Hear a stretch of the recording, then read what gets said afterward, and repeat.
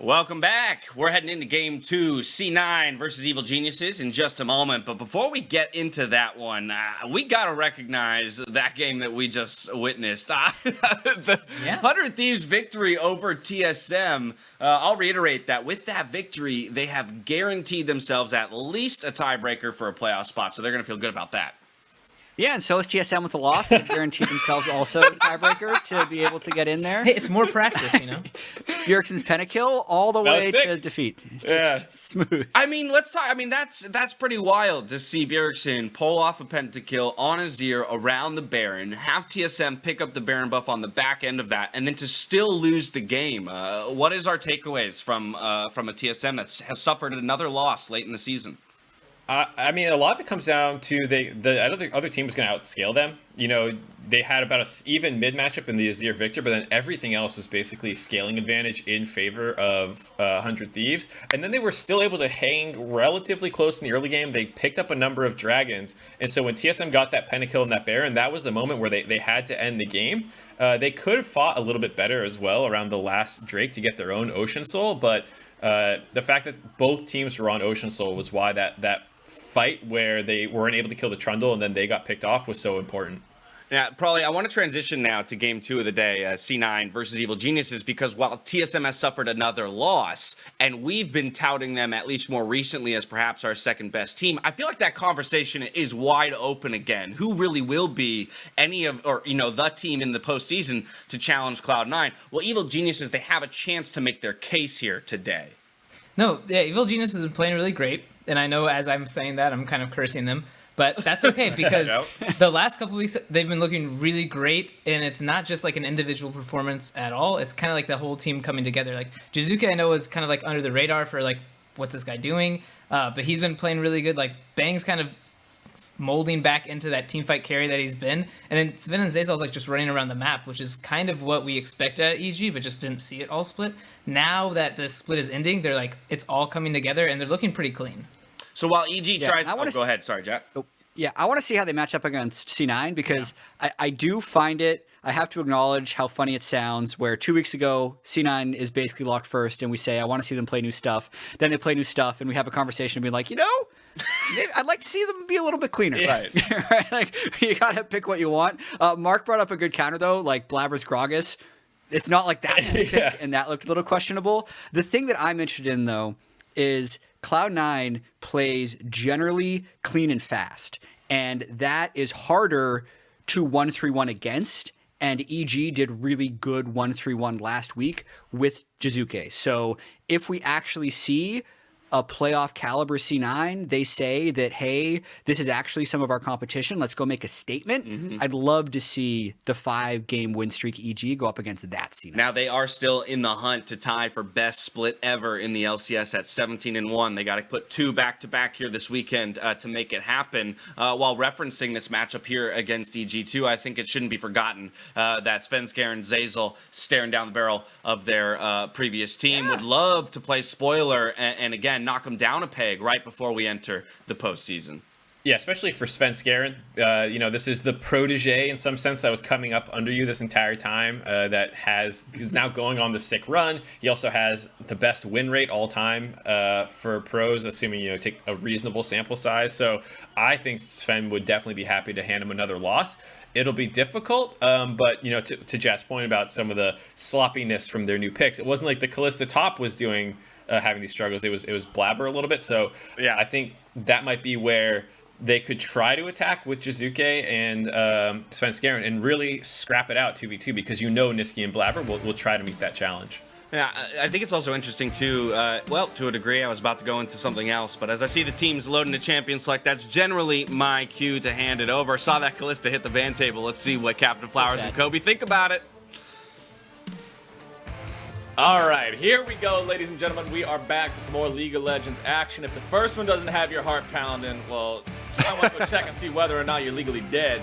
But right now, we're about to see Cloud9 and EG go up against each other. Cloud9 only 1 loss after 8 weeks of play here in a regular season. Evil Genius is really starting to heat up here towards the end as well. Yeah, and they're talking about the Kalista ban. If what we think about it, I mean, Kalista has emerged as a really powerful flex pick, bottom lane as well as top lane. Already saw it, so not going to be an option here for Licorice this time around. Followed by Senna and Syndra from the EG side. With an instant answer here, though. We already touched on it last game. Aphelios with nerfs. Everyone's still returning to this champion. We saw Cody-san have some big damage in some of the team fights in the last game. We'll see if Zven can do it here. He's been having a pretty impressive split for himself so far throughout Spring 2020. Tahm Kench, Pantheon, and LeBlanc are the bans that Cloud9 issued here for their first rotation. As the first pick for EG is Nautilus. They want to make sure that not only did they deny that from their opponents, but having that point-and-click CC is also very effective as an ulti, as an engage against a champ like Aphelios. Yeah, just definitely perfect. Zeyzal also, one of his most played champions, puts a ton of time onto the Nautilus, so they'll be very happy to have one of their shot callers with a point-and-click engage and ready for action. And it looks like Renekton. Okay, so they're not just going to go ahead and immediately pick the AD carry against the Cloud9 pick. Instead, they want to get themselves a powerful blind pick top laner. Yeah. But the counter...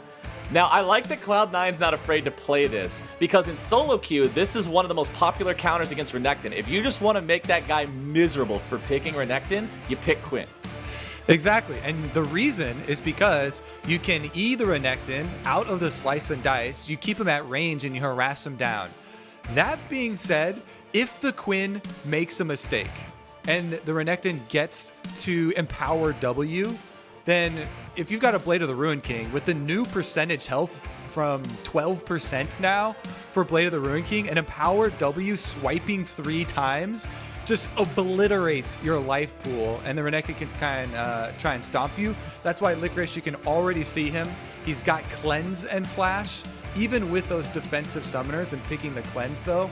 If you give Renekton any sort of alone time with the Quinn on top of him, then you'll be able to burst him down. So that's why junglers are a very big part of this matchup, because if junglers are kept away, then the Quinn gets to harass the Renekton down and make his life miserable with the range advantage, with the speed advantage, and having the extra card of being able to interrupt the dash.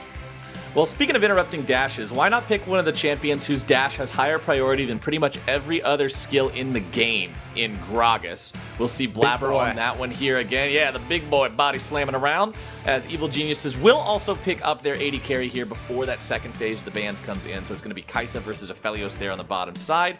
Let's see how the bans shake out here in the second half. Full support focus from Evil Geniuses, Braum and Thresh. Two of those champions that are adept at keeping Aphelios safe will be banned away, while Cloud9 focuses on some solo lane power here in the Rise and the Echo. Yeah, I mean, when Jiizuke first came over, those are the two champions that I mentioned as wanting to see him on Echo and Rise, because that's what you think of when you think of his Worlds performances. So I do like the target banning from Cloud9 in round 2. Jiizuke has been such a big part of EG's rise to prominence and all of their success in their recent LCS games. So EG want to keep their counter pick for him. No surprise there. Locking in Svenskeren, Lee Sin, one of his strongest and oldest champions, is going to give him a lot of options as trying to attack that Quinn. And the Shen picked up here for the side of Cloud9. Now, wait a second. Hold on, buddy. What? Hold on, buddy. They try to pull a fast one on you. Shen. Support Shen. Highly likely support Shen. Okay. Now, personally, I do play jungle Shen, and I like that, and they could switch Gragas to support if they wanted a jungle Shen, but I very much think it's going to be that support Shen, and that just bolsters the Quinn strategy that much more, because you think of Shen being able to ult up to a split pushing Quinn. Yeah. You already want to play your game off of long lanes, and maybe actually with a Ornn lock-in, we'll get another switch here. So it looks like probably Ornn mid for Nisqy, and then yeah. So there's a lot of faith that Cloud9's putting in Zven and Licorice here. Nisqy pretty much relegating himself to tank duty on this mid laner, saying, all right, these guys will take care of the damage this time around. Shen, not a big damage threat in team fights, especially on a support role here, so Vulcan won't be contributing a lot to that. So these two AD carries are really the name of the game. Meanwhile, Evil Geniuses, by the way, picking up Kayle in the mid lane. Yeah, EG have drafted for some team fight for themselves, whereas Cloud9 are trying to attack the entire map. I really like how Cloud9 trying a few more of these rarely seen picks, a little bit more flavor here, but very valid strategies here. Quinn, you have the extra move speed with your ultimate, trying to split push the entire time, keep up that pressure, adding in the Shen with the global ultimate so that you can both protect Quinn if she gets into a dangerous scenario, or my personal favorite, you have him trail the split pusher Quinn, and then he can ult over to the rest of the team when your opponents try and force an objective on you.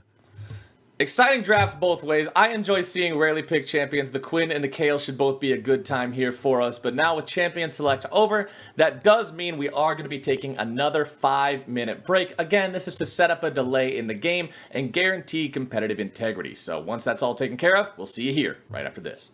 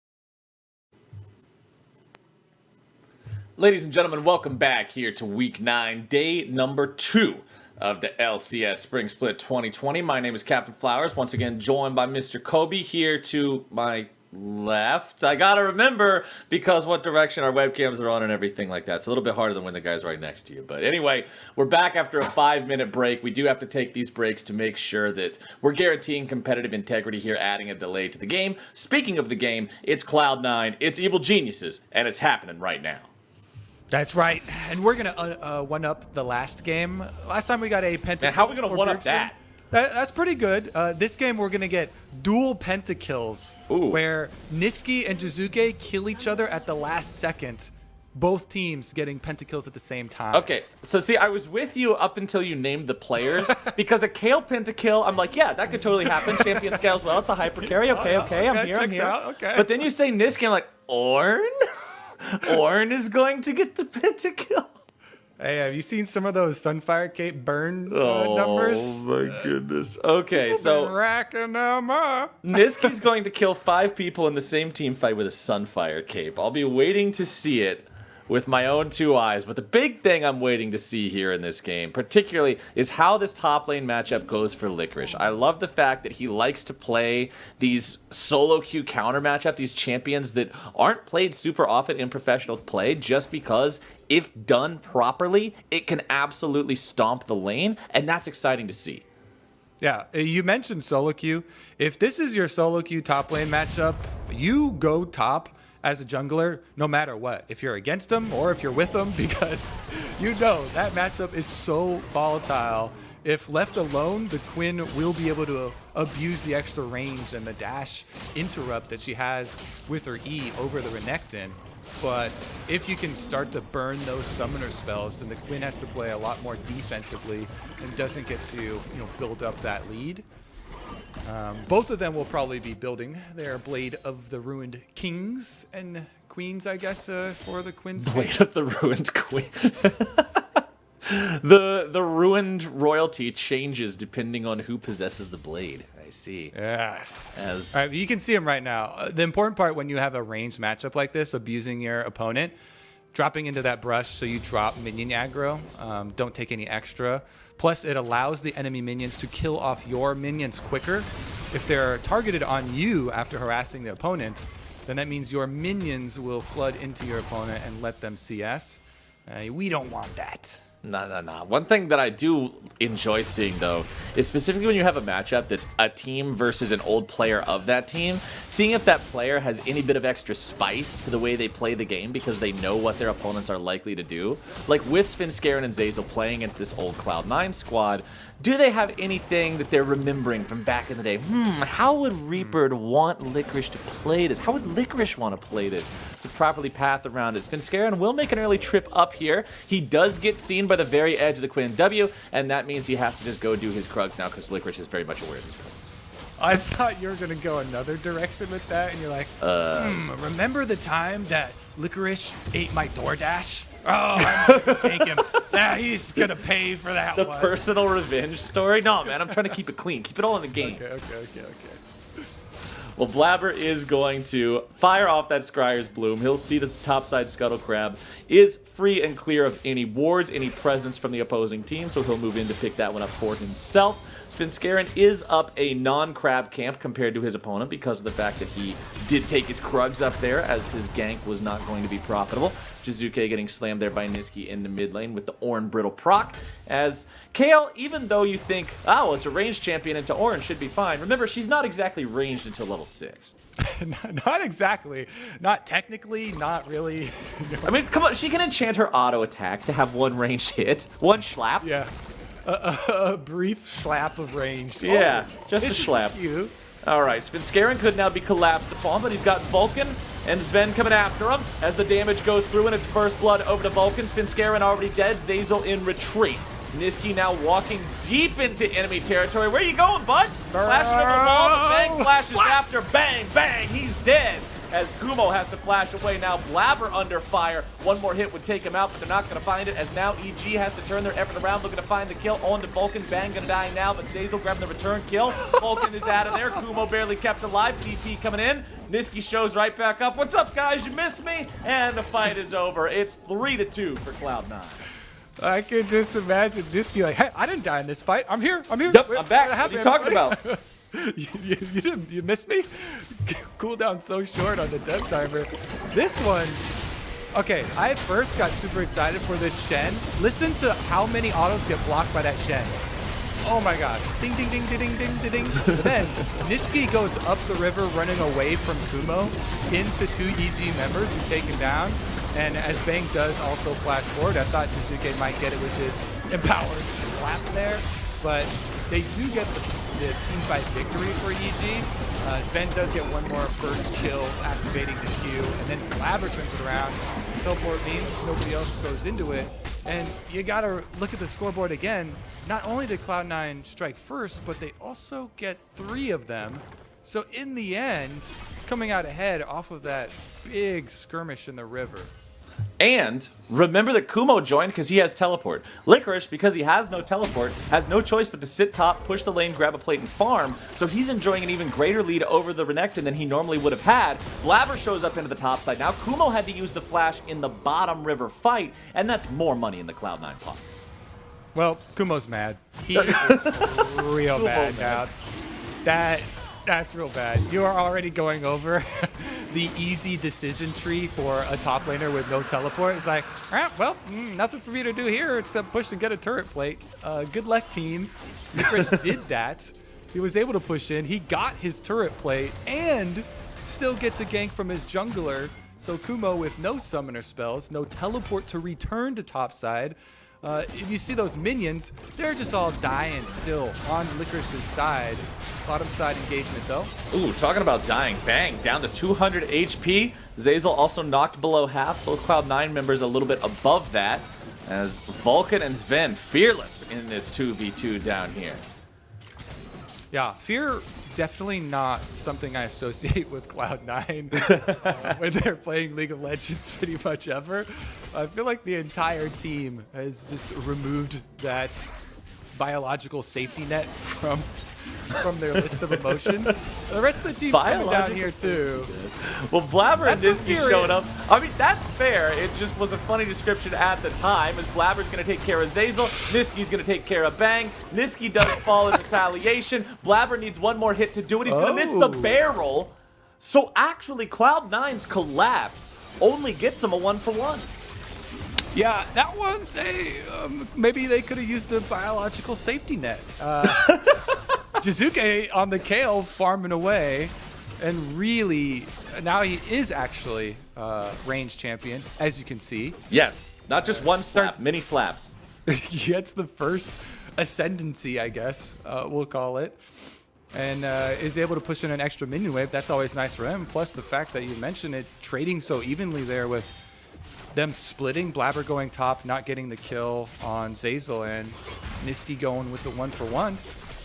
Evil Geniuses counting their blessings after the devastating opening to this game, especially in topside. I mean, count them as you like. It's still 8 minutes into the game with a 2,500 gold deficit. That is a pretty substantial early lead here for the side of Cloud9.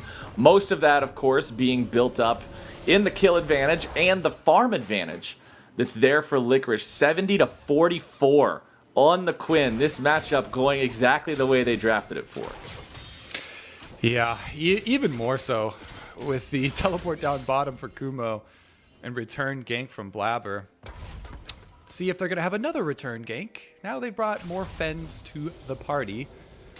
Yeah, Zeyzal's hanging out. Svenskeren's here as well. If Licorice pushes all the way up to the turret, they do have more than enough power to collapse on him.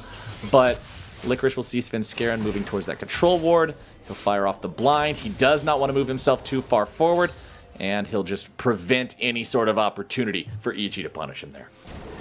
Yeah, it's definitely a problem area for EG, because if they let Licorice retain full control up there and bounce the minion wave off of the turret, whittling down more turret plates, harassing Kumo under turret, denying him CS as he tries to just scrounge some scraps together, then eventually you've got a Quinn with the ultimate that gets to fly around and harass the rest of the map.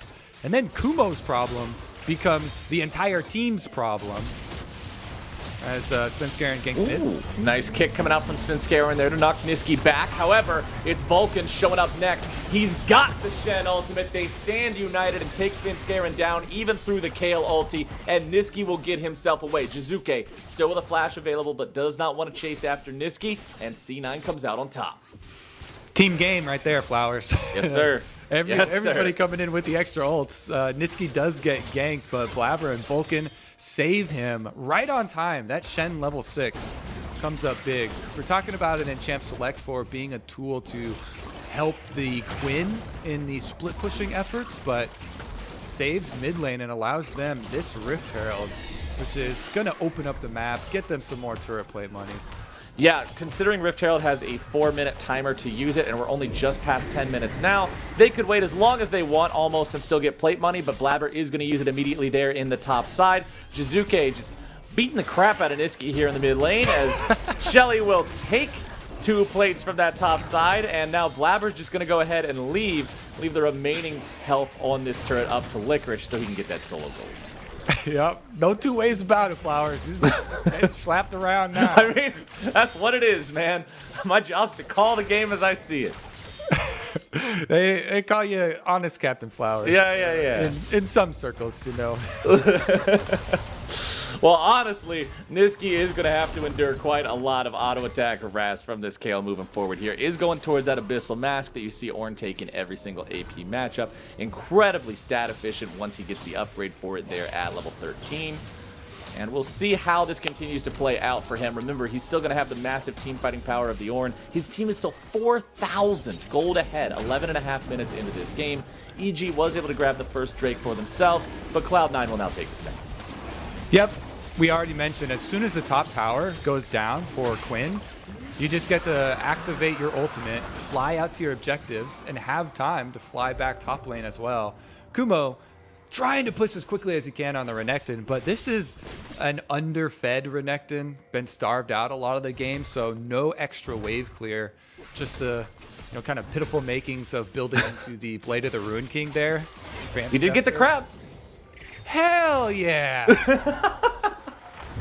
We take those. You gotta count your blessings. When you're behind in a game like this, you gotta take that crab as Licorice is looking to take that gator. Kumo tries to get out, but Blaber just passes him a big old barrel of ale and sends him right back home. Woo woo woo woo! Illegal maneuver. Crab taken by the crocodile. Blaber police coming to arrive. He just takes him down, chases him back to his own turret, man. Oh man, that siren is frightening. I hope the crab police never come after me. That's a scary one. But Licorice with Blade of the Ruin King completed versus just the Bilgewater Cutlass and a nicer pair of shoes for Kumo. He's not in good shape up here, and it's only getting worse. Yeah, I mean, Cloud9 they've already locked first place, right? This team continues to show up every single game, and people have kind of been looking for more strategies for them to show on stage, more just kind of unique picks, and these are a little bit of different looks for them. Trying to go super hard on one of these counter picks with the Quinn on top side.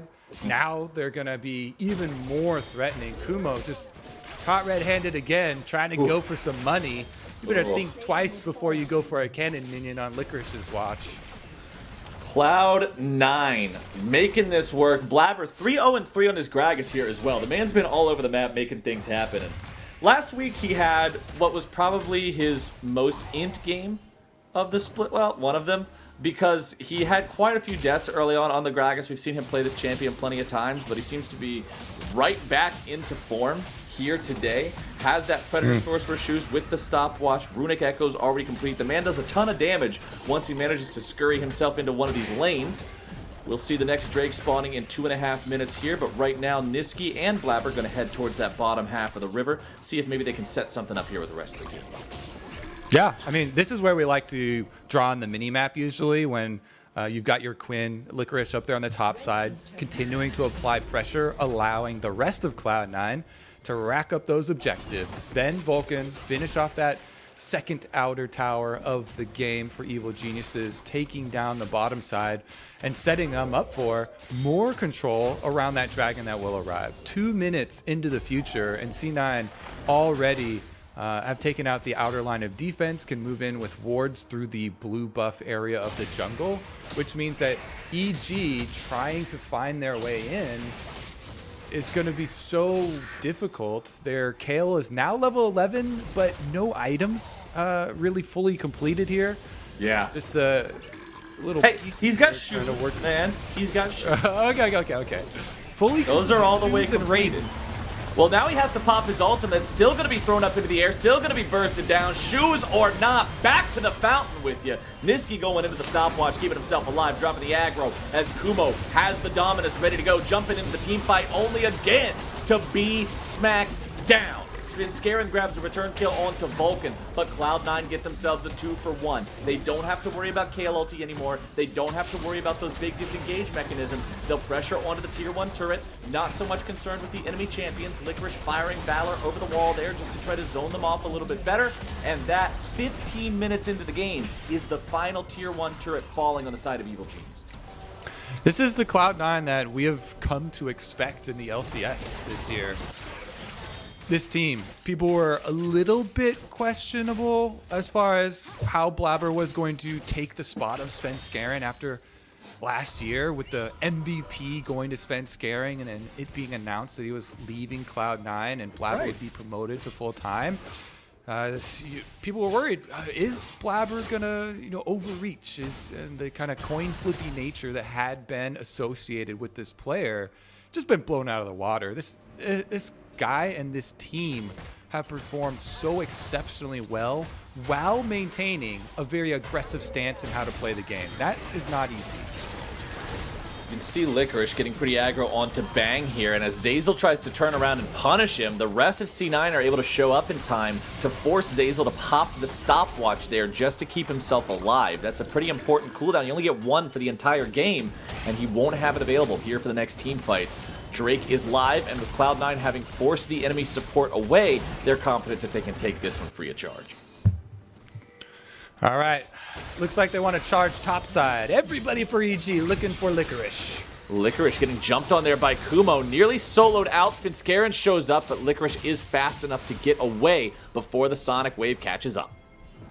Love me some Nimbus Cloak flowers. I pretty much take that on every single jungler, every single game, but so many carry players love it as well. A lot of 80 carries, a lot of solo lane carries, and you can see extra move speed.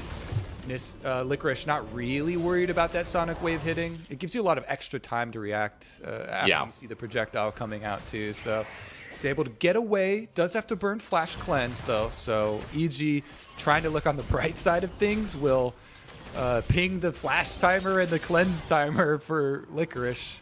Even though Cleanse timer is really short, I don't even know offhand if... This is the great part about being... Oh, hold on. Cleanse, cooldown. The magic of Google. I'm going to cheat. I'm going to say 210 seconds.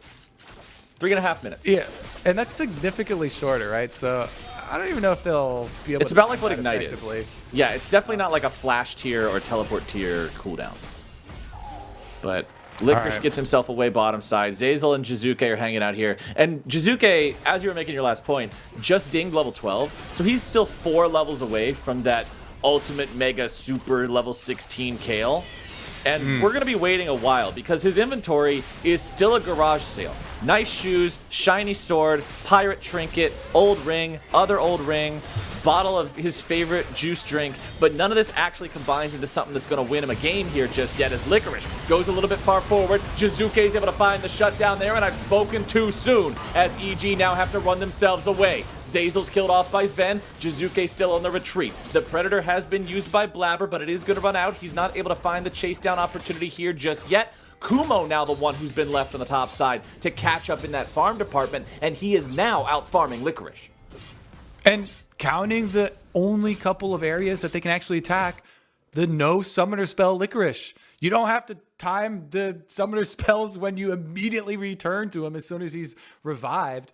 Zeyzal, Svenskeren heading down to back up Jiizuke, but look at how they actually got the kill. Jiizuke ults himself and then flashes on top to get the credit there. Everybody else going to have to run out, but in the end, a 1-for-1 while Kumo tries to farm up on top side, gets your Renekton to be a champion again. Now he's got Blade of the Ruin King completed, has a bit of the armor that he had started with rushing Ninja Tabby and the shield, so does get to participate, has acquired level 12, evening off with Licorice.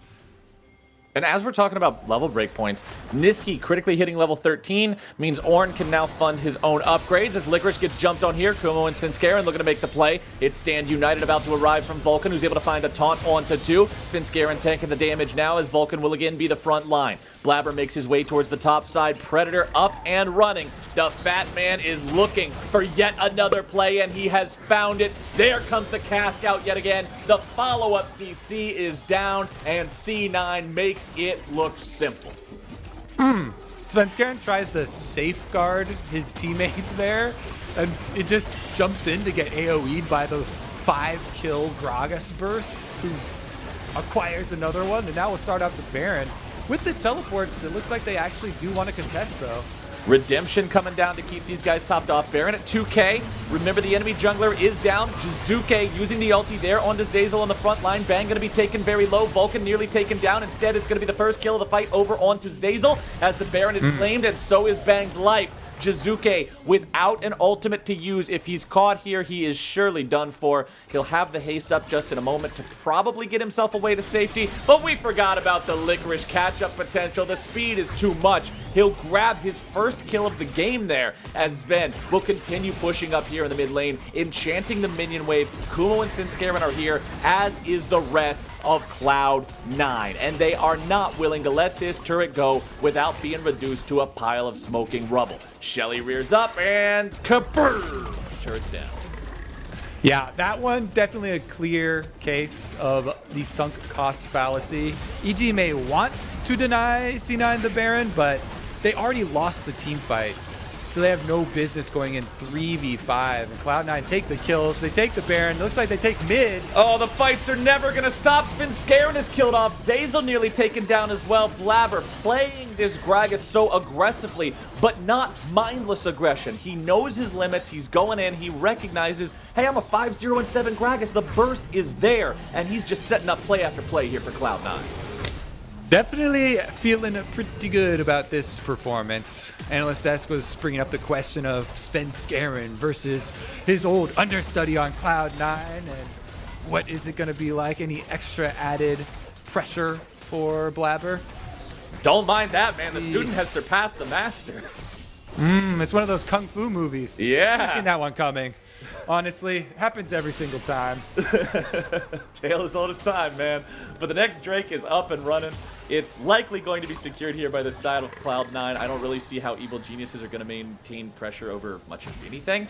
Kumo does use the Blade of the Ruin King onto Blaber to make sure he escapes from Blaber's Predator attempt. And that means Cloud9 have, once again, control over this entire bottom half of the map, as EG just have to fall back into their own base, dropping what little wards they can to try to control any semblance of the map. And that dragon has Cloud9 written all over it. It's branded and everything. Coming soon. Cloud Soul should also be branded Cloud9. Cloud9 Soul. Okay. Well, again, I know I jinxed it last game, but I'm going to do it again this game. Because I don't think this goes to Soul. Not at this rate. Cloud9 have a reputation for ending games about 30 minutes in, and I firmly believe they have more than enough advantage in terms of gold, in terms of levels, items, all of it, man. Anything you want to measure this game by, Cloud9 is absolutely driving it. I doubted it last time, but I am fully on board. All right, you set sail with confidence. me? All right. Let's see if they can do it here. Cloud9, they've got mid lane inhibitor down. You can see an assist me ping coming out from EG as they know they have to protect the super minions coming into that lane. Licorice will head back up towards the top side here to get that lane pushing. They want to pressure as much as they can at the same time here. Baron has worn out, so EG wave clear will be more effective. Jiizuke, now with those 2 items completed, he was sitting on components for both for a long time. As Hextech, Gunblade, and Nashor's Tooth are both online, he will be a significantly larger threat, but still 2 levels away from Zven. I found a way to measure the game in which EG are ahead. What's that? Number of mallets in inventory. 2 phages. What? How is 0. 2 mallets. You know what you use mallets for? bonking? Breaking kneecaps. Okay. So That's we measure this by the clearly accepted standard of mallets in inventory, e.g. significantly far ahead of their opponents. But by every other conceivable metric, it's Cloud9 who are really just shaping everything about this game. They head back to base right now, though, looking to make liars out of us here yet again, not wanting to overextend themselves, running into an EG that is scaling up. Instead, we've got about 90 seconds before Baron spawns again, and I'm sure Cloud9 will be ready to take it when it does. And I'd like to touch on, again, playoff implications, because while Cloud9 have fully locked first, Evil Geniuses are right in there with both the teams that we just saw play in the first game of the day, TSM and 100 Thieves. So if they sustain a loss here, then it's going to really up the ante for all of our possible tiebreakers at the end of this week. We could, the 7-way tiebreaker dream's still alive, right? Just have some absolute maniacal mess of tiebreakers, but Cloud9 would love to make it happen. We'll see if they can close her out strong here. I don't really have much doubt towards it. I think this game is so far in Cloud9's favor. It would just have to be a massive throw from them at this point. There's not really even any, oh my god, did you see how well EG played that type of outplay potential? It just has to be, that was an int from C9. I mean, 12k at 26 minutes, it's pretty hard, man. Definitely true, considering they also don't have a lot of defenses to play off, but the teleport comes in. The Stand United immediately responds. Svenskeren and Vulcan trying to make a move onto Licorice. They are able to find the initiation on the Cloud9 top laner, but Zeyzal is now the target as Svenskeren has already been killed. Jiizuke's ultimate's going to be keeping him alive. Vulcan looking to grab the CC. The damage down on the bang comes through. Kumo's now going to be targeted. Jiizuke's going to be targeted. It's a double kill over to Zven. Blaber is dominating. Kumo is the last man standing, but 3 remaining members of Cloud9 will march right into the Evil Geniuses base. Yep, that Nexus, they've got 3 ranged minions. All right, Operation Protect the Minions. Protect those minions, gentlemen. Make sure that it does not, that was not the good protection. It's a good thing League of Legends is a 5v5 strategy game instead of an escort quest, because Cloud9 would not pass the escort quest. I mean, the inhibitor respawned anyway, and so are the members of EG, so they're just going to take the Baron instead here. I think Cloud9 should actually... They won't go for a full reset. They'll just have Licorice and Vulcan head right out to the objective. They did see that ward, though, so setting up a bait. Oh, Svenskeren, you're going to walk really close to that brush, buddy. Oh, here comes all of Cloud9. That's not where you want to be. Licorice gets the kill credit as Zeyzal continues to run away. Cloud9, they picked the most important person for the objective. They got the enemy jungler. There's no chance of the steal now. As long as Blaber has his button ready to go to smite this down, there's no way EG can even contest, and Cloud9 take it for free. Prophetic. I believe you will be correct, my friend. Oh, however, we're gonna get another soul, because Licorice is heading down to that soul Drake. Pick up the Cloud Soul real quick, and Cloud Soul on Quinn is gonna be even more annoying. They popped the Shen ult at the last second. They did see the extra members heading down, though, so Licorice thinks better of it. But a Quinn with Cloud Soul being able to pop and have the extra move speed is gonna add insult to injury, I believe. Lamborghini Quinn just revving it up, running straight down the lanes. I do want to see how fast he is. It will be fun. But this game is this is mega doomed for Evil Geniuses. Cloud Soul on not just Quinn, but then Blaber can throw his ulti and just run on in there. Aphelios can ult and then catch up or kite back depending on what needs to be done. As soon as Vulcan arrives with his Stand United, he's going to be flying like a bat out of hell. everybody on Cloud9 can just lock down these targets on Evil Geniuses. And remember, when you look at somebody like a Kayle or somebody like a Kai'Sa, there's not a whole lot of mobility there. Yeah, Kai'Sa has the ability to cloak for a second and move around a little bit more quickly, but there's no dash on either of the big carries for EG to get away from this. But level 16. Count blessings. Level 16, and I guess Kai'Sa's Killer Instinct, because somebody will say, but Captain Flower's Killer Instinct is a dash. Yeah, but when it's only the ultimate, I still don't say, like, that's a reliable disengage there. You only have one shot, man. I like how you're padding your defense right now. Yeah. I gotta pad my defense, because I'm foreseeing what people will... always try to make Swiss cheese out of your points, man. Fill it with holes. So I gotta make sure trying to lawyer you, huh? Yeah, I'm trying to make sure I got cheddar instead of Swiss. You know what I'm saying? I see. Okay, all right. How do you feel about the Baron-empowered Cloud9 assault on EG, though? Well, Bang. as Bang loses half his HP to a Gragas assault, I'm feeling pretty good about it. As Zeyzal now also has to hoof it back to the fountain. They surrender the bottom lane inhibitor. They'll surrender the top side one as well.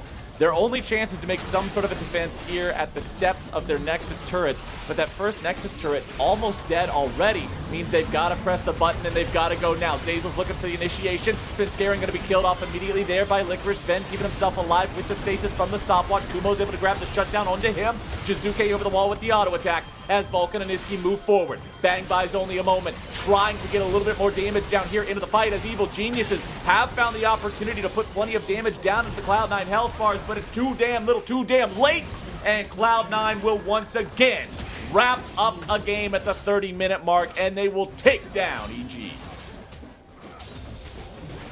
Ending their split with the Bud Light Ace and Cloud9. Not dropping another one quite yet. One more game for them to tie the best LCS record of all time. And that last game for Cloud9 is going to be super fun too, because remember, it is against Team Liquid, and Team Liquid has to win it to have any chance of making it into the playoffs. Remember, Cloud9 versus Team Liquid was also the summer split final from last year that went to a full 5 games where Team Liquid won. So I'm sure Cloud9 would love to just absolutely bop them one and deny them their chance into the playoffs. Definitely going to be some good stuff coming up tomorrow. And we're probably going to have an action-packed day. Considering just the results of our first 2 games, yeah, I have a lot of people looking for tiebreakers. Well, with Game 2 completed, we are now going to step away to set up Game 3, where Zeyzal and FLICKR are going to be bringing you guys FlyQuest versus Team Liquid right after the break. Don't go anywhere.